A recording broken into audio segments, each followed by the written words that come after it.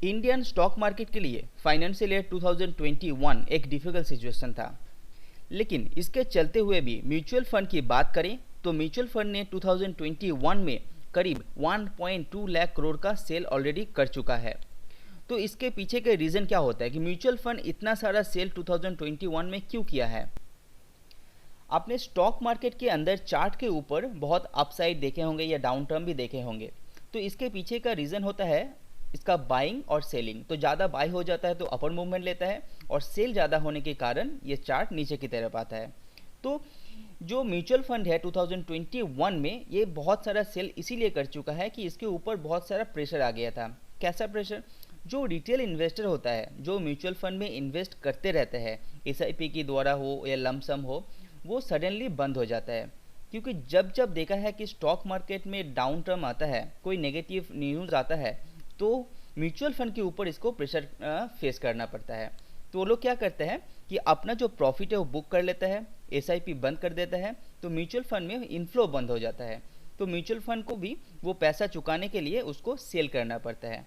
लेकिन Indian mutual fund की बात करें 2021 का, तो म्यूचुअल फंड के द्वारा बताया गया है कि वो लोग इस टाइम 2021 में एसेट जो एलोकेशन है उसके ऊपर ज़्यादा ध्यान दे रहा था।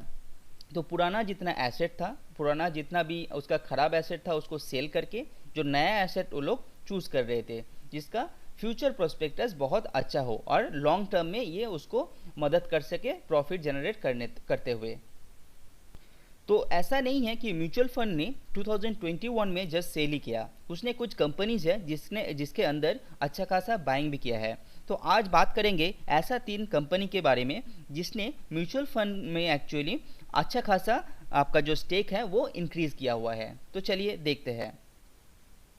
तो जो पहला कंपनी है वो है भारत फोर्ज, जिसके अंदर म्यूचुअल फंड ने अच्छा खासा स्टेक इंक्रीज किया है। जो 8.4% था 2020 में, वो बढ़ा के अभी किया है 10.7% फाइनेंशियल ईयर 2021 में। तो भारत फोर्ज एक ऑटो कंपोनेंट बनाने का कंपनी है। इसका 5 इयर्स का ग्रोथ देखेंगे, सेल का ग्रोथ -1.43% है, और एक साल के अंदर इस शेयर ने आपको रिटर्न जनरेट करके दिया है 115%।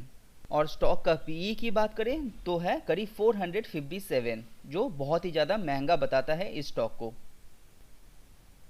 अभी जो दूसरा कंपनी है जिसके अंदर म्यूचुअल फंड ने अपना हिस्सेदारी बढ़ाया है, ये कंपनी का नाम है बॉश लिमिटेड, जो बेसिकली आपका जो इंडस्ट्रियल इक्विपमेंट है, इलेक्ट्रिकल पावर टूल्स है, वो जनरेट करता है।